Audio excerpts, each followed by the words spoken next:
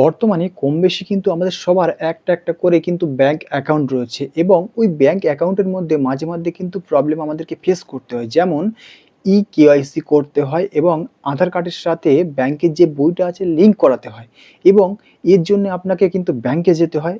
তার জন্য ব্যাংকের লম্বা লাইনও দিতে হয়। এই লাইন দেওয়ার পরে কিন্তু গোটা একটা দিন পার হয়ে যায় কেওয়াইসি করানোর জন্য। কিন্তু আজকে আমি আপনাদের বলব, যদি আপনার হাতে একটা স্মার্টফোন থাকে, এই যে সময়টা যে ওয়েস্ট হচ্ছে এই সময়টা আপনার বাঁচবে, প্লাস ব্যাংকে যাতায়াত করতে হবে না।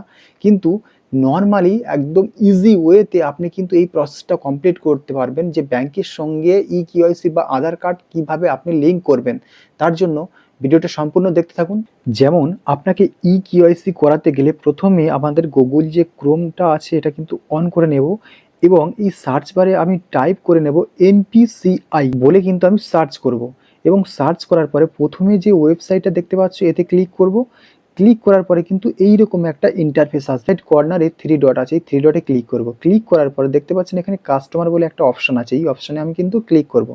ক্লিক করার পরে দেখতে পাচ্ছেন নিচে ভারত আধার সিডিং ইনেবল BAC, এখানে কিন্তু ক্লিক করব। ক্লিক করার পরে কিন্তু একটা নতুন পেজ আমাদের সামনে ক্রিয়েট হবে। ক্রিয়েট হয়ে যাওয়ার পরে দেখতে পাচ্ছেন এখানে আধার সিডিং অ্যান্ড ডিসিডিং, এখানে কিন্তু ক্লিক করব। ক্লিক করার পরে কিন্তু এইরকম একটা ইন্টারফেস চলে আসবে এবং বাঁ সাইডে দেখতে পাচ্ছেন 7 মিনিট 49 সেকেন্ড করে কিন্তু কাউন্ট হচ্ছে টাইম। এই কিন্তু সময়ের মধ্যে আপনার ফর্মটা ফিল আপ করে সাবমিট করতে হবে। আপনার যে ইন্টার ইয়োর আধার, মানে যে আপনার আধার নাম্বারটা আছে এখানে কিন্তু আপনাকে টাইপ করতে হবে। ওকে, তারপরে আধার নাম্বারটা টাইপ করে দেওয়ার পরে কিন্তু আপনাকে এই নিচে যে আছে রিকোয়েস্ট ফর আধার, এখানে কিন্তু আপনাকে সিডিং অপশানটা সিলেকশন করতে হবে।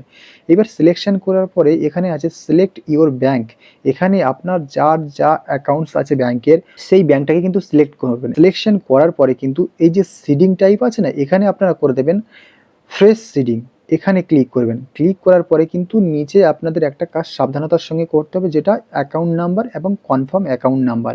এই যে অ্যাকাউন্ট নাম্বারটা এখানে আপনি বসিয়ে দেবেন, তারপরে কিন্তু ওই একই সেম নাম্বার কনফার্ম একদম পুরো নির্ভুলভাবে এখানে আপনি বসিয়ে দেবেন।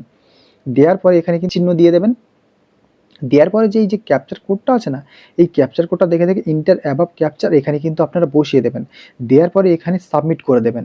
সাবমিট করে দেওয়ার পরে কিন্তু আপনার মোবাইল নাম্বারে একটা ওটিপি আসবে, ওই ওটিপিটা নিয়ে কিন্তু সাবমিট করে কিন্তু আপনাকে ওকে করতে হবে। ওকে করলে কিন্তু আপনার ব্যাংকের সাথে আধার কার্ডের যে সংযোগ বা লিঙ্ক কেওয়াইসি এটা কিন্তু সম্পূর্ণ হয়ে যাবে। তো আপনারা দেখতে পেলেন কত সহজে একটা ব্যাংকের সঙ্গে কিন্তু একটা আধার কার্ড লিঙ্ক করানো যায়।